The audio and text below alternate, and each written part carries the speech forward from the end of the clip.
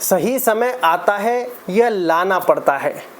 देखिए लाइफ में हम बहुत सारी कन्फ्यूजन्स में फंसे हुए हैं कि यार हम कर्म करेंगे तो फल मिलेगा या फल के अनुसार कर्म करेंगे, भाग्य के अनुसार कर्म, मतलब भाग्य जो लिख रहा है उसके अनुसार कर्म करेंगे, कर्म से भाग्य बनेगा। बड़ी चीज़ है। कुछ एस्ट्रोलॉजर ये भी कह देते हैं कोई व्यक्ति गलत डायरेक्शन में घूम रहा है 80% डायरेक्शन में, तो इनको ऐसे करना चाहिए वैसे करना चाहिए, और फिर वो ये भी कह देते हैं कि सही समय के अनुसार ही उनको एस्ट्रोलॉजर मिलेगा। आज जो वो जिस पॉडकास्ट में बैठे हैं ये पहले से तय था, तो फिर कोई व्यक्ति गलत डायरेक्शन में कैसे जा सकता है। मेन चीज़ जहाँ उसका प्रारब्ध है वहाँ। अब बात आती है जैसे इन्होंने लिखा था कि सही समय आता है या लाना पड़ता है। देखिए इसका सबसे पहले तो थोड़ा सा ये हर व्यक्ति का अपना एक्सपीरियंस होता है, हमारा भी एक्सपीरियंस ही है, या फिर कहें कि ये तो जो होना है राम जी की इच्छा से ही होना है, या फिर जो है यूनिवर्स की योजना विधि का विधान फिक्स होता है। अब इसको कैसे देखते हैं। देखिए मेन चीज़ है, हम अपनी लाइफ में कोई भी दुख लाना चाहता है क्या? नहीं चाहता। क्या हमारे अनुरूप सारी चीज़ें होती हैं? नहीं होती। अगर हमारे अनुरूप सारी चीज़ें होती तो हम परेशान क्यों होते? हमारे अनुरूप सारी चीज़ें होती तब तक तो बहुत चीज़ें उजड़ गई होती। क्यों? हमने के मतलब मान लो किसी का बुरा चाह रहे हैं, किसी का अच्छा चाह रहे हैं, किसी का मतलब मन में कोई गंदे ख्याल चल रहे हैं, या आप तो अभी विदेश घूम रहे हैं, लेकिन ये क्या सब चीज़ें पॉसिबल है? समय सब कुछ करवाता है। आपका अब ये जैसे मान लो 1 डेढ़ 2 साल का मान लो बैड टाइम है, तो ये रहेगा।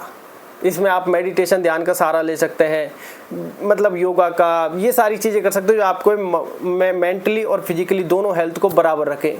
कि जैसे मान लो आपका लिख गया कि 1.5 साल बाद अच्छा टाइम आएगा, बीच में आपकी टूट फूट के हिसाब से थोड़ा थोड़ा धन आता रहेगा, थोड़ी थोड़ी चीज़ें चलती रहेंगी, तो चलती रहेंगी। तभी तो कहते हैं कि आपको कर्म करता जाना है, क्रियमान करता जाना है, हर क्रिया करती हुई जानी है। ये समझे कि ये सब ईश्वर की योजना के तहत ही हो रहा है और वो करते जाना है। ये बात आप ध्यान रखें। लेकिन हम बहुत सी बार लूप में फंस जाते हैं कि यार ये तो उस समय आप रिलैक्स करने का भी प्रयास करें।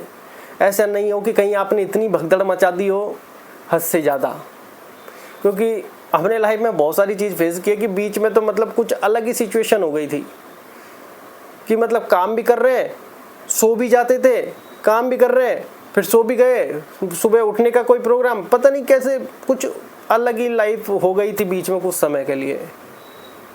अब जब हम इन सब बातों को बता रहे तो हम कुछ रिलेट करते थे, और मैं जैसे आसपास में कोई होता तो मैं कहता था कि यार ये कुछ अलग ही हो रहा है, ये मेरी योजना तो है नहीं।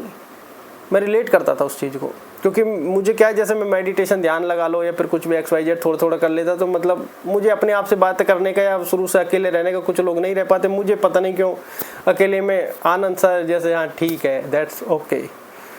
ज़्यादा लोगों का लगाव में से मेरे से भी नहीं है और मेरा भी नहीं है। अब यहाँ पर बात है कि लाना पड़ता है या आता है। भाई समय हमको चला रहा है। मेन चीज़ ये बात आप ध्यान रखें, हम समय को नहीं चला रहे। किस अच्छा समय आ रहा है या लाना पड़ेगा, आप कहाँ से लाओगे अच्छा समय? अच्छा समय आप ला सकते तो क्या अभी तक आपने प्रयास नहीं किया? हो सकता है देखो मेरी थोड़ी सी कटु वचन आपको लगे, क्योंकि पता नहीं बोलने का कुछ मेरा रूखा स्वभाव है ऑटोमेटिकली। जैसे अगर कोई मेरे से पूछे कि भाई भाग्य होता है, तो कोई कर्म की परिभाषा देगा, कोई भाग्य की देगा, और तो हो सकता है मैं सीधा ही बोल दूं हाँ भाई भाग्य होता है। मतलब मैं डबल माइंड करने का मतलब ऐसा कोई वो नहीं है कि डायरेक्टली बोलना ज़्यादा ऑटोमेटिकली स्वभाव में है। ऐसा नहीं है कि मुझे पसंद है, ऑटोमेटिकली स्वभाव में। तो हो सकता है कुछ आपको पिंच कर जाए बातें, लेकिन मेन चीज़ यही है कि समय हमको चलाता है, हम समय को नहीं चलाते। तो समय की योजना फिक्स है। समय आपको उंगली पकड़ कर भी बहुत जगह ले जाएगा। बहुत सी बार आपका नेचर होगा धार्मिक का, और आपसे कुछ अनैतिक कार्य, मान लो अनैतिक का मतलब कुछ भी, घर में लड़ाई झगड़ा आपने कर दिया, आप लगेगा कि यार बड़ा धार्मिक पूजा पाठ करता है, घर में लड़ाई झगड़ा कर रहा है। तो दोनों चीज़ें फेस भी करनी पड़ेगी। उसके बाद प्रसन्न भी रहना पड़ेगा, क्योंकि प्रसन्न नहीं रहे तो दिमाग पर बोझ डाल दोगे, आप दिमाग को नकारात्मकता में ले जाओगे। यही सबसे बड़ा खेल है।